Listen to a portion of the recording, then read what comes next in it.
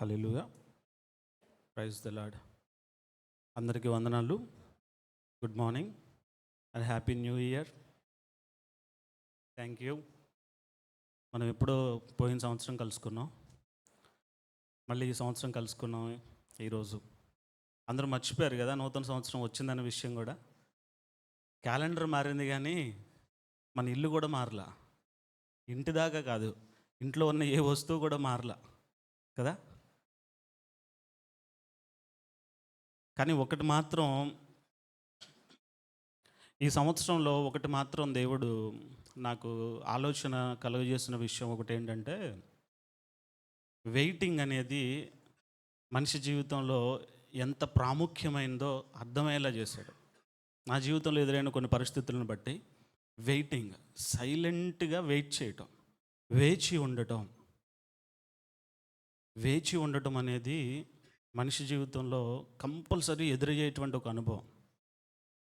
ఎదురు చూడటం అనేది ప్రతి ఒక్కరము కూడా చేసేటువంటి ప్రక్రియ. ఎదురు చూడటం అనేది నాకు అలవాట్లేదండి, ఏది కావాలంటే అది నాకు వెంటనే దొరుకుతుంది, నేను అసలు ఎప్పుడు కూడా వెయిట్ చేయను దేనికోసం అన్నవాళ్ళు ఎవరైనా ఉంటారా? దేనికో ఒక దానికోసం మనం ఎదురు చూడక తప్పదు. ఆ వెయిట్ చేయటం అనేది ఎంత ప్రాముఖ్యమైందో ఈరోజు మనం చూద్దాం. పక్షిరాజు పక్షులన్నిటిలో కూడా చాలా ప్రత్యేకమైన వాడు. పక్షిరాజు అంటే గ్రద్ద, ఈగలు అనేది పక్షులన్నిటిలో కూడా చాలా చాలా ప్రత్యేకమైనది, ప్రాముఖ్యమైనది. దాని నుంచి మనం నేర్చుకోవాల్సిన పాఠం ఏంటయ్యా అంటే, తుఫాను వస్తున్నప్పుడు మిగిలిన పక్షులన్నీ కూడా గందరగోళం అయిపోతాయి. తుఫాను వస్తున్నప్పుడు పక్షులన్నీ వాటి పక్షి గూళ్ళలోకి వెళ్ళిపోవటము, ఎక్కడైతే సేఫ్ ప్లేస్ ఉంటుందో ఆ ప్లేస్ దగ్గరికి వెళ్ళడానికి ప్రయత్నం చేస్తూ ఉంటాయి. తుఫాను వాటిని కలవరబెడుతూ ఉంటుంది. తుఫాను పక్షులన్నిటినీ గందరగోళానికి గురి చేస్తూ ఉంటుంది. కానీ ఈ పక్షిరాజు తుఫాను వచ్చినప్పుడు ఏం చేస్తాడంటే, మిగిలిన పక్షుల్లాగా కలవరపడకుండా, భయపడకుండా, ఆ గాబరాగా అటు ఇటు తిరగకుండా ఒక ఎత్తైన కొండను చూసుకుంటాడు. ఎత్తైనటువంటి కొండ మీదకి వెళ్ళిపోయి ఆ కొండ మీద తన రెండు రెక్కలు చాపి ఎదురు చూస్తూ ఉంటాడు, వేచి ఉంటాడు. దేనికోసం ఎదురు చూస్తాడంటే, తుఫాను ఆగటం కోసం ఎదురు చూడ్డు, నిశ్చలంగా వాతావరణం మారటం కోసం ఎదురు చూడ్డు, తుఫాను ఇంకా రేగటం కోసం ఎదురు చూస్తాడు, ఆ గాలి ఇంకా అధికం అవ్వటం కోసం ఎదురు చూస్తాడు. అధికం అయిన తర్వాత ఆ గాలి అంతా గందరగోళం, గాలి బాగా భీకరంగా వస్తున్న వేళ చక్కగా రెక్కలు రెండు చాపి ఆ గాలిలోకి అలా వెళ్తాడు. అది ఎగరకుండానే ఆ గాలి ఆ పక్షిరాజుని పైకి అలా తీసుకుని వెళ్ళిపోతుంది. కష్టపడదు, చేతులు చాపి వేచి ఉండి, సరైన సమయం కోసం వేచి ఉండి, అది ఇంకా బలంగా వీస్తున్న వేళ రెక్కలు చాపి అలా ఉంటుంది, పైకి వెళ్ళిపోతుంది. మేఘాల కంటే పైకి వెళ్ళిపోయి కింద వర్షం పడుతూ ఉంటే అది మాత్రం ప్రశాంతంగా పైన ఫ్లై చేస్తూ ఉంటుంది. హల్లెలూయా. వేచి ఉండటం అనేది మన జీవితాల్లో గాడ్స్ టైమింగ్ కోసం వేచి ఉండటం. దేవుని టైం మన జీవితంలో వస్తున్న వేళ ఎదురు చూడటం అంటే, దేవుడు మన సమస్యలు తీసేస్తాడని కాదు, ఆ సమస్యలనే మనం ఒక మెట్లులాగా ఉపయోగించుకుని. పక్షిరాజు ఏం చేసింది? గాలి ఇంకా అధికమవుతున్న వేళ తను కష్టపడకుండా రిలాక్స్డ్గా రెక్కలు చాపి దేన్ని ఉపయోగించుకుంది? తుఫాన్నే ఉపయోగించుకుంది. మిగిలిన పక్షులను ఏం చేస్తున్నాయి? తుఫాన్ వస్తున్నప్పుడు భయపడిపోతూ, గందరగోళం చెందుతూ, తనని కాపాడుకోవడానికి ఏం చేయాలా అని ప్రయాసపడుతుంది. ఈ పక్షిరాజు అనేవాడు క్రైస్తవుడు, అనగా మనమే. లోకంలో ఉన్న వాళ్ళందరూ మిగిలిన పక్షులు లాంటి వాళ్ళు. వాళ్ళు సమస్యలు వచ్చినప్పుడు, ఇబ్బందులు వచ్చినప్పుడు, తుఫానులు లాంటి పరిస్థితులు వాళ్ళ జీవితాల్లోనికి ఎదురైనప్పుడు వాటిని తప్పించుకోవడానికి నాకు సేఫ్ ప్లేస్ ఎక్కడుందా అని పరుగులు తీస్తారు. కానీ నిజమైన క్రైస్తవుడు, క్రీస్తుని అనుసరించేవాడు, సమస్యలు వస్తూ ఉన్నాయంటే, ఆ సమస్య ఇంకా పెరుగుతూ ఉందంటే వేచి ఉంటాడు. ఎక్కడ వేచి ఉంటాడు? సరైన స్థలంలో, దేవుని సన్నిధిలో, దేవుని యొక్క నీడలో ఎదురు చూస్తూ ఉంటాడు. ఎందుకు ఎదురు చూస్తాడు? ఆ తుఫాన్ తగ్గిపోతుందని కాదు, దాన్ని ఎట్లా స్టెప్పింగ్ స్టోన్స్గా మార్చుకోవాలి, ఆ సమస్యను ఎలా నేను ఎదగటానికి ఉపయోగించుకోవాలని ఎదురు చూస్తూ ఉంటాడు. ఆ జ్ఞానాన్ని దేవుడు ఇవ్వటం కోసం ఎదురు చూస్తూ ఉంటాడు. దానిని ఉపయోగించుకుని ఎదుగుతాడు. వాడే నిజమైన క్రైస్తవుడు. హల్లెలూయా. ఈరోజు అలా వేచి ఉన్న వారికి పొందుకునేటువంటి శక్తి ఏంటో, ఉపయోగాలు ఏంటో మనం చూద్దాం. యెషయా గ్రంథం 40వ అధ్యాయం 31వ వచనాన్ని ఒకసారి మనం గమనించినట్లయితే, యెహోవా కొరకు ఎదురు చూచువారు నూతన బలము పొందుదురు. వారు పక్షిరాజుల వలె రెక్కలు చాపి పైకి ఎగురుదురు. అలయక పరిగెత్తుదురు, సొమ్మసిల్లక నడిచిపోవుదురు. హల్లెలూయా. యెహోవా కొరకు ఎవరైతే ఎదురు చూస్తూ ఉన్నారో వారు ఏం పొందుకుంటారని వాక్యం చెప్తూ ఉంది ఈరోజు. నూతన బలాన్ని పొందుకుంటూ ఉంటారు. అంటే దేవుని కోసం ఎదురు చూసేవాళ్ళు, దేవుని మీద ఆధారపడేవాళ్ళు పరిపూర్ణంగా వారి హృదయ స్థితిని దేవుని మీదే ఆధారపడి ఉంటారన్నమాట. వేచి ఉండటం అనేది మన హృదయ స్థితిని అంతటిని కూడా దేవుని మీద పెట్టి దేవుని వైపు చూస్తూ ఆయన టైమింగ్ కోసం ఎదురు చూడటమే ఒక విధంగా ఆలోచన చేస్తే ఆరాధన. హల్లెలూయా. మనము మౌనంగా గాడ్స్ టైమింగ్ కోసం వెయిట్ చేయటమే వర్షిప్. ఏంటన్నది? మౌనంగా కొన్ని సందర్భాల్లో తొందరపడి సమాధానం చెప్పకుండా ఎదురవుతున్న గందరగోళాల్లో నేను ఏదో ఒకటి చేసేయాలి, దీంట్లో నుంచి నేను బయటపడాలి, ఈరోజు నేను మాట్లాడకుండా ఉంటే నాకు చాలా నష్టం జరుగుతుంది, దీన్ని ఎలాగైనా సరే నేను సరి చేసేయాలి అని మన సొంత జ్ఞానాన్ని ఉపయోగించి ప్రతిసారి మనం రెస్పాండ్ అవ్వకుండా దేవుని సన్నిధిలో దేవుని మాట కోసము, దేవుడిచ్చేటువంటి ఆలోచన కోసము మౌనంగా ఓపికతో నిరీక్షించడమే ఆరాధన. మనం ఆరాధన అంటే పాటలు పాడటం, ప్రార్థన చేయటం ఆరాధనగా మనకు తెలుసు, అలా చేస్తూ ఉంటాం, అది ఆరాధనే. దానితో పాటుగా మౌనంగా సైలెంట్గా ఉండటం అనేది చాలా చాలా చాలా చాలా చాలా బలమైన ఆరాధన. చూసారా నిశ్శబ్దం ఎంత గంభీరంగా ఉందో? అందరూ సైలెంట్గా ఉన్నప్పుడు ఆ వాతావరణం ఎలా ఉంది? అసలు మన మనసును మనం మౌనంగా సైలెంట్గా ఉంచుకోగలమా? ఒక ఆలోచన అనేది మన హృదయంలోనికి రాకుండా, అలజడి అనేది లేకుండా, ఏ ఆలోచన లేకుండా నిశ్చలంగా మన హృదయాన్ని నిలుపుకోగలమా? ఆ ప్రాక్టీస్ మనం ఎప్పుడైనా చేస్తామా? మన ప్రేయర్ టైంలో క్వైట్ టైం అనేది మనకు ఉంటుందా? మౌనంగా కనిపెట్టే సమయం మనకు ఉంటుందా? మనం ప్రార్థన ఎంతసేపు వన్ వే ట్రాఫిక్. ప్రార్థన మనం చెప్పాలనుకుందల్లా చెప్పేస్తాం, అంతా అయిపోయిన తర్వాత ఆమెన్ అంటాం, ప్రార్థన అయిపోయిందని మన పనుల్లో మనం బిజీగా ఉంటాం. కానీ అన్నిటికంటే ప్రాముఖ్యమైనది మౌనంగా దేవుని సన్నిధిలో కనిపెట్టడం. హృదయం అంతా కూడా ఆయన్ని నింపుకొని, ఆయన వాక్యాన్ని నింపుకొని, మనం అడగాల్సినన్ని అడిగిన తర్వాత ఆయన సన్నిధిలో మౌనంగా కనిపెట్టి చూడండి. మౌనంగా ఉండటం అంటే ఏం మాట్లాడకుండా ఉండటం కాదు, మన హృదయంలో కూడా ఎలాంటి ఆలోచన రాకుండా ఉండటం. దేవుని దగ్గర నిశ్శబ్దంగా సమయాన్ని గడిపి చూడండి. ఆ దేవుని స్వరం వినబడిపోతే అప్పుడు అడగండి. హల్లెలూయా. మౌనంగా ఉండటం అంటే ఏంటో తెలుసా? దేవుని యొక్క సార్వభౌమాధికారానికి మనల్ని మనం అప్పగించుకోవటం, ఆయన సార్వభౌమాధికారాన్ని అంగీకరించటం. సార్వభౌమాధికారం అంటే సోవర్నిటీ, ఆయన అన్ని విషయాల మీద అధికారం కలిగిన వాడు. మన విషయాల్లో ప్రతి విషయం మీద ఆయనకే అధికారం ఉంది. నా సొంత జ్ఞానం కాదు, నా ఆలోచన కాదు, నేనేదో చేయాలని కాదు, నువ్వే చేయగలవయ్యా సమస్తమని ఆయన మీద ఆధారపడి మనం మౌనంగా ఉండటం. ఎలాంటి సందర్భాల్లో మౌనంగా ఉండాలి తెలుసా? కొన్ని సందర్భాల్లో మనకి చుట్టూ పరిస్థితులన్నీ గందరగోళంగా ఉంటాయి. ఇందాక చెప్పిన తుఫాన్ లాంటి పరిస్థితులు, అలాంటి పరిస్థితుల్లో మౌనంగా ఉండడం చాలా కష్టం. వేరే వాళ్ళ జీవితాల్లో తుఫాన్లు వచ్చినప్పుడు మనం మౌనంగా ఉండటం కూడా కష్టమే. కామెంట్ చేయకుండా మనం ఉండలేం. ఈ సోషల్ మీడియా వచ్చేసిన తర్వాత కామెంట్ చేయకుండా అసలు మనం ఉండలేం. ఎవరి జీవితాల్లో ఏ తుఫాన్ వచ్చినా అది కష్టమే. అది ఇంకా మన జీవితంలో తుఫాన్ రేగినప్పుడు మౌనంగా ఉండటం ఇంకా కష్టం. కానీ ఒక భక్తుని మనం చూద్దాం. ఆసాపు అనేటువంటి భక్తుడు, ఆయనకి ఎన్నో ప్రశ్నలు తలెత్తినాయి. చూద్దాం రండి ఒకసారి. ఆసాపు 73వ కీర్తన 16, 17 వచనాల్లో ఆసాపు ఏ విధంగా రెస్పాండ్ అవుతూ ఉన్నాడో ఒకసారి మనం చూద్దాం. అయినను దీనిని తెలుసుకొనవలనని ఆలోచించినప్పుడు నేను దేవుని పరిశుద్ధ స్థలములోనికి పోయి వారి అంతమును గూర్చి ధ్యానించు వరకు ఆ సంగతి నాకు ఆయాసకరముగా ఉండెను. హల్లెలూయా. ఇక్కడ ఆశాపు భక్తుడిని కలవరపెడుతున్న విషయాలు ఏంటంటే, భక్తిహీనులు బాగుపడిపోతున్నారు, నీతిమంతులేమో కష్టాల్లో ఉంటున్నారు. ఎలాగ పెడితే అలాగ బ్రతికేవాడేమో అభివృద్ధి చెందుతున్నాడు, ధనాన్ని సంపాదిస్తున్నాడు, సక్సెస్ అయిపోతూ ఉన్నాడు. నీతి కోసం యథార్థంగా నిలబడి భక్తి కోసం అన్ని త్యాగం చేసి తన జీవితాన్ని ఇతరులకు కోసం దారపోస్తున్న వ్యక్తి ఏమో అభివృద్ధి చూడట్లేదు, అంతకంతకి దిగజారిపోతూ ఉన్నాడు.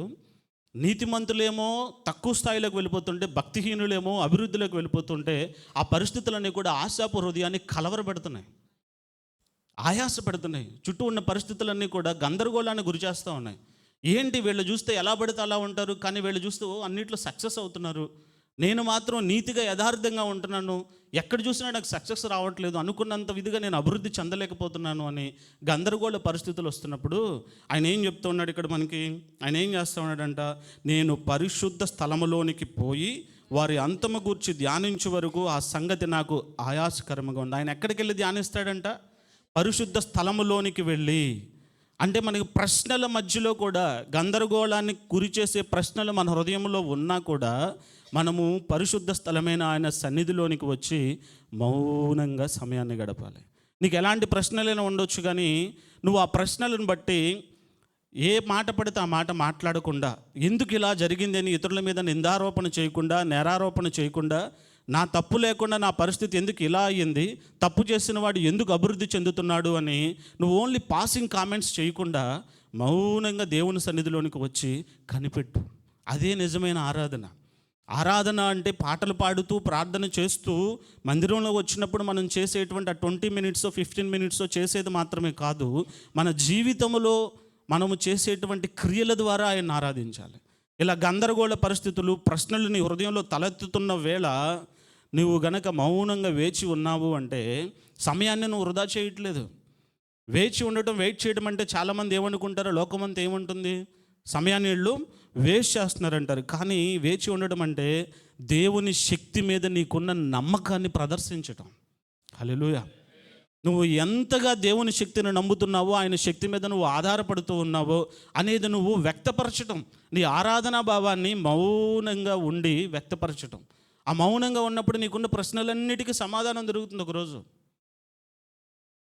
సమాధానం దొరకని ప్రశ్నలు దేవుని దగ్గర ఉండవు. హల్లెలూయా. ప్రతి ప్రశ్నకు సమాధానం ఆయన దగ్గర దొరుకుతుంది. ఆయన సార్వభౌమాధికారానికి నువ్వు అప్పగించుకున్నప్పుడు ఎలాంటి గందరగోళ పరిస్థితుల్లో అయినా కూడా ఆయన సన్నిధిలో నువ్వు వేచి ఉంటావు. వేచి ఉండటం అనేది ఇంకొకటి హృదయాన్ని శుద్ధి చేసే ప్రక్రియ. హల్లెలూయా. మొదటది వేచి ఉండటం అనేది దేవుని యొక్క సార్వభౌమాధికారానికి నువ్వు అప్పగించుకునే ప్రక్రియ. రెండవది వేచి ఉండటం అనేది నీ హృదయాన్ని నువ్వు పరిశుద్ధపరచుకునే ప్రక్రియ. ఆయన సన్నిధిలో దేవుడు నువ్వు వెయిట్ చేయి, నువ్వు మౌనంగా ఉండు అన్నాడు అంటే నీ హృదయంలో ఉన్నటువంటి పరిస్థితులను ఆయన పరిశుద్ధపరచడానికి నీకు టైం ఇచ్చాడు. సమయం లేకుండా నువ్వు గందరగోళంగా బిజీ లైఫ్లో ఏది నిన్ను అపవిత్రపరుస్తుందో, ఏ ఆలోచన నిన్ను పరిశుద్ధతకు దూరంగా చేస్తుందో గ్రహించలేని పరిస్థితుల్లో నువ్వు వెళ్ళిపోతూ ఉంటే సడన్గా దేవుడు కొన్ని సందర్భాల్లో నీకు బ్రేక్స్ వేస్తాడు. నువ్వు ఎలా మౌనంగా ఉంటావు, ఎప్పుడు ఆగుతావు, కాలుకి నీకు అసలు రెస్ట్ లేకుండా తిరుగుతానే ఉంటే ఆ కాలుకి బ్రేక్ వేస్తాడు. ఆగు, కాసేపు నువ్వు రెస్ట్ తీసుకో అన్నట్లుగా వెళ్ళే వాళ్ళకి సడన్గా ఆగిపోయే పరిస్థితులు. ఎలా ఆగిపోతామో తెలియదు. కొన్ని సందర్భాల్లో దేవుడు ఎలాంటి పరిస్థితులు అనుమతిస్తాడంటే నెగిటివ్గానే ఉంటుంది. అది కొన్నిసార్లు యాక్సిడెంట్ లాంటిది అనుమతిస్తాడు, లేకపోతే చిన్నగా ఏదో జరుగుతుంది బాడీలో. ఆ సమయంలో మనం ఎక్కడికి వెళ్ళలేం, మన చుట్టూ పనులు ఉంటాయి. నార్మల్గా ఆరోగ్యంగా ఉంటే మనం మౌనంగా దేవుడి సన్నిధిలో ఉండం కొన్ని సందర్భాల్లో. సో నువ్వు మౌనంగా ఉండాలంటే నీకు ఏదో ఒక ముళ్ళు పెట్టాలి. దేవుడు ఏం చేస్తాడంటే ఏదో ఒక ముళ్ళు పెట్టి నిన్ను ఇంట్లోనో బెడ్ రెడీనో చేస్తాడు. నువ్వు అక్కడ ఉండి అప్పుడు నువ్వు చేయాల్సిన పని ఏంటి? ఏయో చెయ్యాలని చుట్టూ ఉన్నా నువ్వేమైనా చేయగలవా? ప్రతిరోజు దేవునితో మౌనంగా సమయాన్ని గడిపే అలవాటు నీకుంటే ప్రత్యేకంగా నిన్ను అలా ఒక పక్కన ఆయన కూర్చోబెట్టే ఆ ప్రక్రియ నీ జీవితంలోకి రాదు. ఆయనతో సమయాన్ని గడపడం అనేది నువ్వు మర్చిపోయి బిజీగా సమయాన్ని నువ్వు గడుపుతూ ఉంటే దేవుడు నిన్ను ప్రేమిస్తున్నాడు కాబట్టి అపవిత్రత అధికమైపోతుంది. కాబట్టి నీ హృదయంలో నేను మళ్ళీ పరిశుద్ధపరచాలి కాబట్టి నువ్వు మౌనంగా నా సన్నిధిలో గడుపునాయనా అని నిన్ను కొన్ని పరిస్థితులకు అప్పగిస్తాడు. హల్లెలూయా. జకర్యా గారు మీకు గుర్తున్నారా? యోహాను యొక్క తండ్రి జకర్యా గారు, ఆయన దేవుని యాజకుడే, దేవుని సన్నిధిలో యాజకత్వం చేసేవాడే. ఆయనకి ఒకానొక సమయంలో 9 నెలల పాటు మౌనంగా ఉండే పరిస్థితిని దేవుడు అనుమతించాడు. యోహాను గారు భూమి మీదకు వచ్చేంతవరకు కూడా ఆయన మౌనంగా ఉండే పరిస్థితిని దేవుడు అనుమతించాడు. ఎందుకు అనుమతించాడంటే జకర్యా గారి హృదయంలో అవిశ్వాసం బయలుదేరింది. దేవుని దూత ఆయనతో మాట్లాడుతూ నీకు కుమారుని ఇవ్వబోతున్నాను అంటే ఆ జకర్యా గారు ఎలా రెస్పాండ్ అయ్యారు? నాకేంటి కుమారుడు పుట్టడం ఏంటి అన్నట్లుగా నమ్మలేకపోయాడు. కొన్ని సందర్భాల్లో దేవుని కార్యాల మీద మనకి విశ్వాసం సడలినప్పుడు, అవిశ్వాసం మన హృదయంలోనికి ప్రవేశించినప్పుడు ఈ కార్యాలు జరుగుతాయి అంటారా, ఈ పరిస్థితుల్లో నేను ముందుకు వెళ్ళగలుగుతానా అంటారా అనేటువంటి ఆలోచన మనలోనికి వచ్చినప్పుడు అక్కడ జకర్యాని దేవుడు 9 నెలల పాటు మౌనంగా ఉండేలా చేశాడు. ఆ 9 నెలల మౌనం వీడిన తర్వాత ఆయన మాట్లాడిన మాట దేవుణ్ణి స్తుతించటం. హల్లెలూయా. అంటే మనల్ని మౌనంగా దేవుడు కూర్చోబెట్టాడు అంటే, కొన్ని పరిస్థితుల్లో మౌనంగా ఉండే సిచ్యువేషన్లోకి తీసుకువెళ్ళాడు అంటే, మన హృదయంలో ఒక సాక్ష్యాన్ని సిద్ధం చేస్తున్నాడు. మన హృదయాన్ని ఆయన పరిశుద్ధపరుస్తూ ఉన్నాడు. హల్లెలూయా. పరిశుద్ధత మనలో లేనప్పుడు, పరిశుద్ధతకు మనం దూరంగా వెళ్తున్నప్పుడు, దేవుడు మన హృదయాన్ని పరిశుద్ధపరచుకోవటానికి కొంత సమయాన్ని మనకిస్తాడు. అది ఎలా ఇస్తాడు అనేది ఒక్కొక్క వ్యక్తి, ఆ వ్యక్తి యొక్క వ్యక్తిత్వాన్ని బట్టి, తను దేవునితో సమయాన్ని గడిపే జీవితాన్ని బట్టి ఆధారపడి ఉంటుంది. దేవుణ్ణి ఆరాధన చేయటం అనేది, మౌనంగా ఆయన సన్నిధిలో సమయాన్ని గడపడం అనేది చాలా ప్రాముఖ్యం. ఎందుకంటే ఆ మౌన సమయం మనల్ని పరిశుద్ధపరుస్తుంది. అది కూడా ఆరాధనే. హల్లెలూయా. మౌనంగా మనల్ని మనం పరిశుద్ధపరచుకోవటమే దేవునికి ఇష్టమైన ఆరాధన. అపవిత్రత లేకుండా ఆయన స్వరూప్యంలోనికి, ఆయన స్వారూప్యంలోనికి మనము మారటమే ఆయనకి ఇష్టం. ఆయన కోరుకుంటుంది కూడా అదే. మనం ఆయన రూపంలోనికి మారాలి అంటే ఆయనకి సమీపంగా మనం ఉండాలి, మౌనంగా సమయాన్ని మనం గడిపాలి. హల్లెలూయా. అలా వేచి ఉండకుండా ఉంటే దేవుడు మనకిచ్చేటువంటి నూతనమైన బలాన్ని మనం పొందుకోలేం. హల్లెలూయా. మూడోది, వేచి ఉండటం అనేది నూతన బలాన్ని పొందుకునే ప్రక్రియ. ఏంటండి అది? నూతనమైన బలాన్ని పొందుకుంటాం. మనం ఇప్పుడు చదివాం కదా యెషయా గ్రంథం 40:31 మనం ఇందాక చూసాం కదా. మరొకసారి ఆ వాక్యాన్ని మనం చూద్దామా? యెహోవా కొరకు ఎదురు చూచువారు యెహోవా కొరకు ఎదురు చూచువారు నూతన బలము పొందుదురు. నూతన బలము పొందుదురు. వారు పక్షిరాజు వలె రెక్కలు చాపి పైకి ఎగురుదురు. పక్షిరాజు వలె రెక్కలు చాపి పైకి ఎగురుదురు. అలయక పరిగెత్తుదురు. అలయక పరిగెత్తుదురు. సొమ్మసిల్లక నడిచిపోవుదురు. సొమ్మసిల్లక నడిచిపోవుదురు. హల్లెలూయా. నూతనమైనటువంటి బలాన్ని పొందుకోవటం, కనిపెట్టుకునేవారు బలాన్ని నూతనంగా పొందుకుంటారు. ఇక్కడ బలము అంటే శరీరానికి సంబంధించిన బలమే కాదు, శరీరానుసారమైన బలమే కాదు, కానీ దేవుని చిత్తాన్ని జరిగించేటువంటి ఆత్మ సంబంధమైన బలం. మౌనంగా మనం కనిపెడుతూ ఉన్నప్పుడు మన పక్షాన దేవుని చిత్తం ఏమై ఉన్నది, ఆ చిత్తాన్ని మనం గమనించగలగాలి, గ్రహించగలగాలి. ఆ చిత్తాన్ని మనం గ్రహించేటువంటి ఆత్మశక్తిని మనం పొందుకోగలగాలి. నూతనమైన బలాన్ని పొందుకోవడానికి ప్రక్రియ ఏంటయ్యా అంటే, మౌనంగా ఏం చేయాలి? ఆయన సన్నిధిలో సమయాన్ని గడపాలి.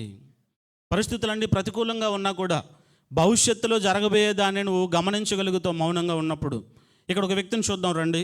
2 సమూయేలు గ్రంథం 15వ అధ్యాయం 19వ వచనాన్ని ఒకసారి చూడండి.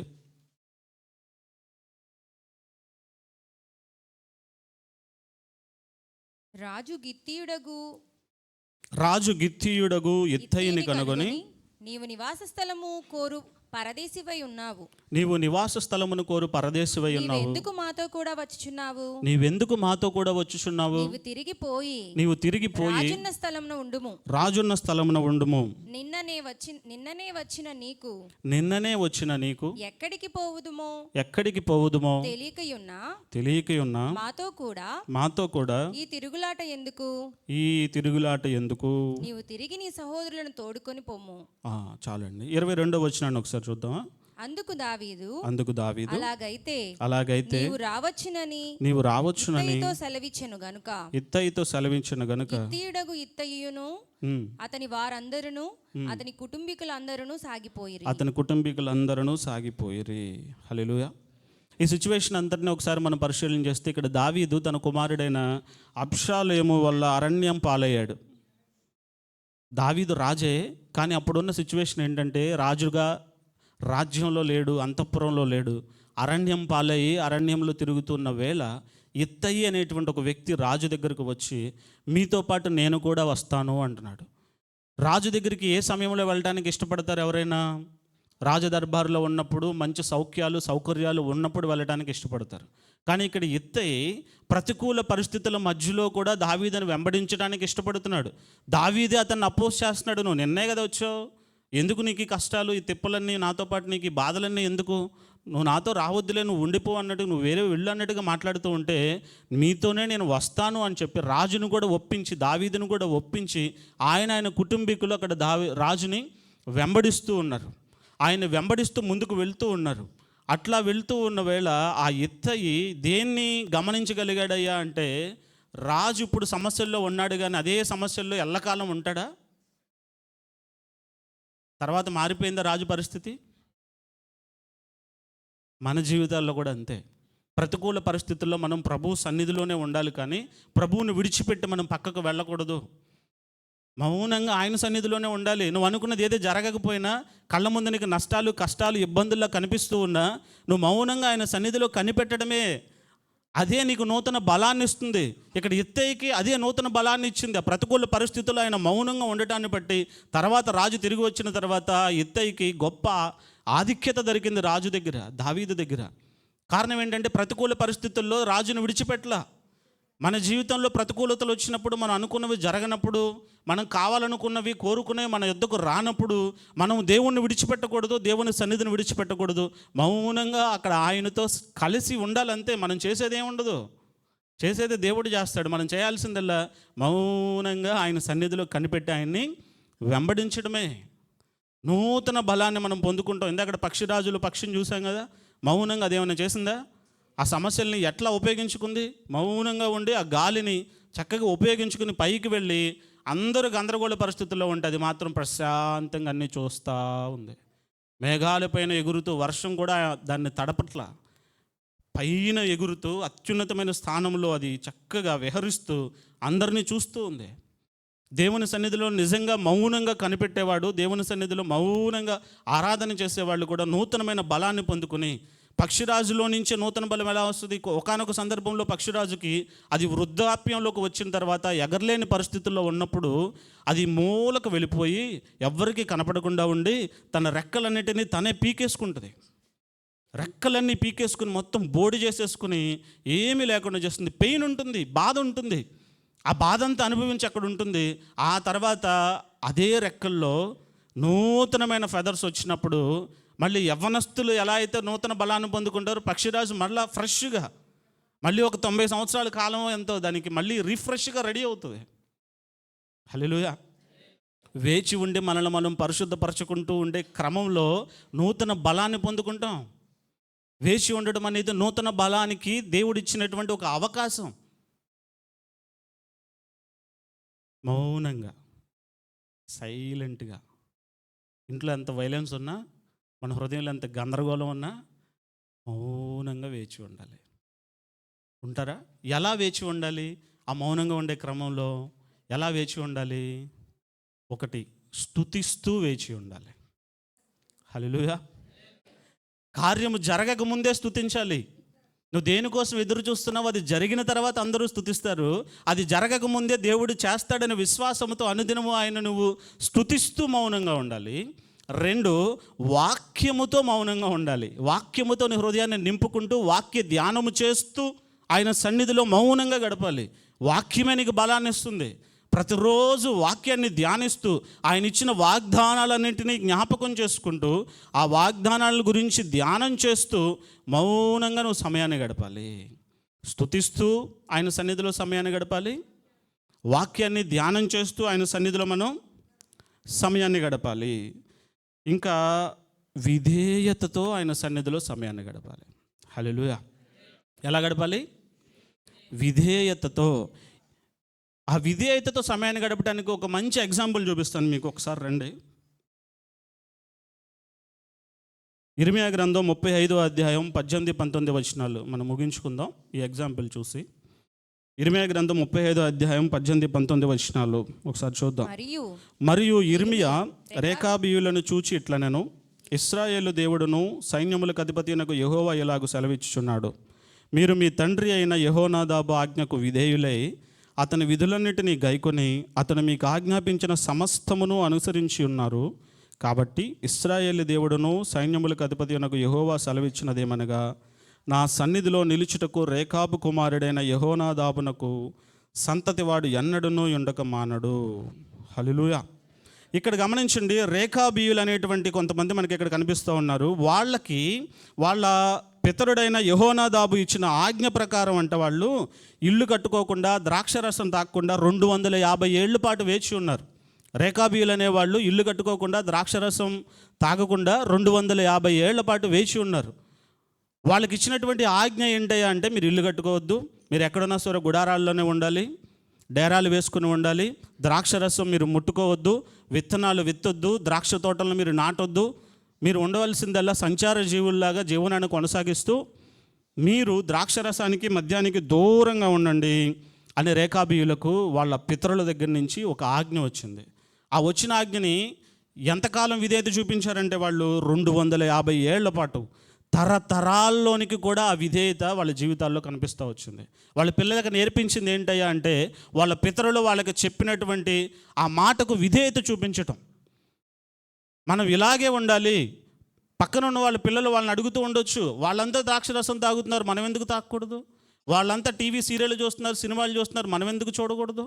వాళ్ళందరూ అన్ని చోట్లకి వెళ్తున్నారు, మనం ఎందుకు వెళ్ళకూడదు అని పిల్లలు వాళ్ళని అడుగున్నట్లు మనల్ని కూడా అడుగుతూ ఉంటారు కదా. మన పిల్లలు ప్రత్యేకంగా మనం జీవిస్తున్న వేళ వాళ్ళందరూ చేస్తున్నారు, పైపొచ్చి వాళ్ళే అభివృద్ధి చెందుతున్నారు, మనం ఇవేమీ చేయట్లేదు, కానీ మనకు అభివృద్ధి కనిపించట్లేదు, మనం సక్సెస్ అవ్వట్లేదు అని కొన్ని సందర్భాల్లో మన పిల్లలే మనల్ని ప్రశ్న వేయచ్చు.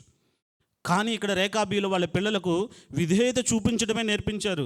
తరతరాలు కూడా ఆ మాటకు విధేయత చూపించడమే నేర్పించారు. ఇశ్రాయేలీల దేవుడైన యెహోవా రేకాబీయుల గురించి అక్కడ ఇర్మియాతో మాట్లాడుతూ, మీరు ఆ అధ్యాయం తర్వాత మీరు గమనిస్తే దేవుడు ఇర్మియా ద్వారా ఇశ్రాయేలీలకు ఒక పాఠం నేర్పించడానికి ఆయన ఏం చెప్తాడంటే ఇర్మియాకి, రేకాబీయుల దగ్గరికి నువ్వు వెళ్ళి ఒక ద్రాక్షరసంతో నింపబడినటువంటి కొన్ని పాత్రలను వాళ్ళ ముందు పెట్టి వాళ్ళని పిలిచి ద్రాక్షరసం తాగమని చెప్పు అంటాడు. ఇర్మియా అదే విధంగా వెళ్ళి అక్కడ పాత్రలను వాళ్ళని పెట్టి ద్రాక్షరసం తాగమంటే అప్పుడు వాళ్ళు చెప్తారు, మా పితరులు మాకు చెప్పిన మాట ఏంటంటే ద్రాక్షరసాన్ని మేము ముట్టుకోకూడదయ్యా, దాని జోలికి మేము వెళ్ళమయ్యా అని చెప్తారు. అప్పుడు దేవుడు మాట్లాడుతూ, ఒక మనిషి చెప్పిన మాటకే ఈ రేకాబీయులు అంత విధేయత చూపిస్తే సర్వ సృష్టికి సృష్టికర్త అయిన జీవాధిపతి అయిన దేవుడినైనా నేను చెప్పిన నా మాటకు నా ప్రజలు ఎందుకు విధేయత చూపించట్లేదు? అక్కడ యూదావారు దేవుని మాటకు విధేయత చూపించకుండా అవిధేయులుగా ఉన్నారు. దేవుడు అక్కడ ఒక ఎగ్జాంపుల్ చూపిస్తున్నాడు. ఆ జాతి దేవుని జాతి కాదు, నిజానికి ఇశ్రాయేలులకు సంబంధించిన వాళ్ళు కాదు. వాళ్ళు ఎవరయ్యా అంటే మోషే మామ యిత్రో సంతతికి సంబంధించిన వాళ్ళు. అలాంటి వాళ్ళని తీసుకొచ్చి వాళ్ళు ఒక పితరుడు చెప్పిన మాటకు అంత విధేయత చూపిస్తున్నారు. కాబట్టి వాళ్ళు నాతో పాటుగా ఎక్కడుంటారు? 19వ వచనంలో ఇశ్రాయేలు దేవుడైన యెహోవా సెలవిచ్చినదేమనగా నా సన్నిధిలో నిలుచుటకు. ఆ రేకాబు వంశస్థులందరికీ సంతతి వారందరికీ కూడా దేవుడు ఆయన సన్నిధిలో ఉండటానికి ఆస్కారం ఇచ్చాడు. హల్లెలూయా. ఎందుకు ఇచ్చాడయ్యా అంటే విధేయత. సో మనం వేచి ఉండే క్రమంలో ఏమీ చేయకుండా మౌనంగా ఉండడం కాదు, ఎలా పడితే అలాగ మౌనంగా ఉండడం కాదు. దేవుడు మనకి ఇచ్చినటువంటి ఆజ్ఞలకు లోబడి, వాక్యం మనకు బోధిస్తున్నటువంటి ఆ బోధనకు లోబడి దానికి విధేయత చూపిస్తూ మౌనంగా మనం ఆయన సన్నిధిలో వేచి ఉండాలి, కనిపెట్టాలి. అది అసలు శిశులైన ఆరాధనలో అత్యున్నతమైన స్థాయి. పాటలు పాడటం అందరం పాడతాం, ప్రార్థన చేయటం అందరం చేస్తాం. ఆ మాటలకు పాటలకు తగినట్లుగా విధేయత చూపించి మౌనంగా ఆయన సన్నిధిలో కనిపెట్టడం అనేది అదొక లెవెల్ అన్నమాట. ఆరాధన స్థాయిలో అత్యున్నతమైన స్థాయి. దేవుడు కోరుకునేది కూడా మనందరం అలా ఉండాలి అని. మౌనంగా ఆయన మాటకు విధేయత చూపిస్తూ చక్కగా ఆయన చెప్పిన దాన్ని కనిపెట్టుకుని ఉండటం. దేవుడు మన జీవితాల్లో ఆలస్యం చేస్తున్నాడు అంటే కొన్ని సందర్భాల్లో మనల్ని ఏదో శిక్షిస్తున్నాడని కాదు, ఒక నూతనమైన కార్యం మన కోసం ఆయన సిద్ధం చేస్తున్నాడు, ప్రిపేర్ చేస్తున్నాడు. సంథింగ్ బెటర్ మన జీవితంలో కొత్తగా ఏదో నూతనంగా జరగబోతుంది. ఒకటే గుర్తుపెట్టుకోండి, మౌనంగా మీరు ఉంటే మంచిదే ఆయన సన్నిధిలో మౌనంగా. ఒకవేళ మీరు ఉండకపోతే ఆయనే మౌనంగా ఉండేలా పరిస్థితులు తీసుకొస్తాడు. ఎందుకంటే మౌనమే మనల్ని శుద్ధీకరించేది. ఆ సైలెంట్ పీరియడే, ఆ సైలెంట్గా ఉండేటువంటి సమయమే. అసలు ఎందుకు మనం ఇలా అయిపోయాం, ఎందుకు ఇలా ఉన్నాం అని అప్పుడు ఆలోచన చేస్తాం. వెనక్కి వెళ్ళి ఎక్కడ పొరపాటు జరిగిందంటావు, ఎందుకు నేను ఈరోజు ఇంట్లో ఉండాల్సి వచ్చింది, ఏం జరిగిందంటావు అని అప్పుడు వెనక్కి తిరిగి చూసుకుంటావు. దేవుడు నీకు ఆ పరిస్థితి తీసుకొచ్చే వరకు నువ్వు వెనక్కి తిరిగి చూడవా? మౌనంగా నీ హృదయాన్ని నువ్వు పరిశీలన చేసుకోవా? ఆరాధనకు వచ్చినప్పుడే నువ్వు శుద్ధీకరించబడి వెళ్ళాలి. ఆయన వాక్యము చేత, ఆ చెప్పబడుతున్న మాటల చేత, ఆయన సన్నిధిలో నువ్వు పాడుతున్న పాటల చేత నీ హృదయంలో నువ్వు పరిశీలన చేసుకుని ఎప్పటికప్పుడు శుద్ధీకరించబడి నువ్వు ఇక్కడి నుంచి వెళ్ళాలి. ప్రతిరోజు కూడా ఒక టైం కేటాయించుకుని మౌనంగా ఆయనతో మాట్లాడాలి. ప్రభు సన్నిధిలో సమయాన్ని గడపాలి. క్వైట్ టైం చాలా ఇంపార్టెంట్ మన జీవితాల్లో, మన భక్తి జీవితానికి, మనం బలవంతులుగా మారడానికి, నూతన బలాన్ని పొందుకోవటానికి. ఇప్పుడు చెప్పండి, ఆరాధన అనేది వేచి ఉండటానికి ఒక ఉన్నతమైన స్థాయి అన్నాం కదా. వేచి ఉండటం అంటే మొదటి అంశం ఏమనుకున్నాం? వేచి ఉండటము అనేది దేవుని సార్వభౌమాధికారానికి మనల్ని మనం అప్పగించుకోవటం. 2, వేచి ఉండటం అనేది మనల్ని మనం పరిశుద్ధపరచుకోవటానికి దేవుడు ఇచ్చినటువంటి సమయం. 3వది, వేచి ఉండటం అనేది నూతనమైన బలాన్ని పొందుకునే సమయం. ఏ విధంగా వేచి ఉండాలి? 1, స్తుతిస్తూ వేచి ఉండాలి. 2, వాక్యాన్ని ధ్యానం చేస్తూ వేచి ఉండాలి. 3, విధేయత చూపిస్తూ వేచి ఉండాలి. అవును, అలా ఉండాలి. దేవుడు మనల్ని వేచి ఉండమన్నాడు అంటే ఆయన మన కోసం ఒక నూతన కార్యాన్ని సిద్ధం చేస్తున్నాడు అనే విషయాన్ని హృదయంలో పెట్టుకుని మనం ఆ విధంగా కొనసాగుదాం. దేవుడి కొద్ది మాటలు తన వెనుకల్లో దీవించునుగాక. ఆమేన్.